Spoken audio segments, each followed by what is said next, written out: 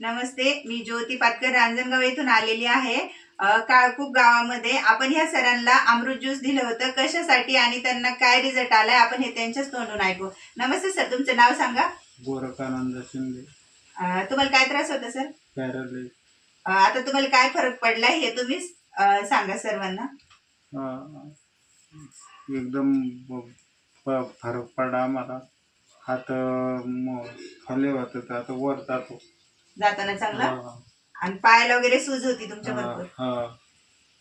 अच्छा, तुम्ही लोकांना काय संदेश द्याल? घेऊन टाका म्हणून.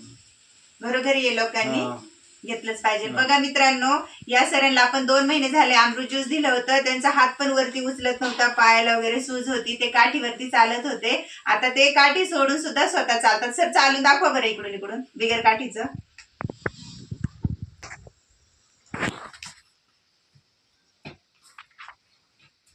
सर तुम्ही असं किती किलोमीटर जाऊ शकता? 1 किलोमीटर. 1 किलोमीटर आता चालायला लागले. बघा मित्रांनो, एवढा खूप छान जबरदस्त असा रिझल्ट आलेला आहे. तुमच्या घरात कुणालाही काही जरी असा प्रॉब्लेम असेल तर नक्की आम्हाला कॉल करा. थँक्यू.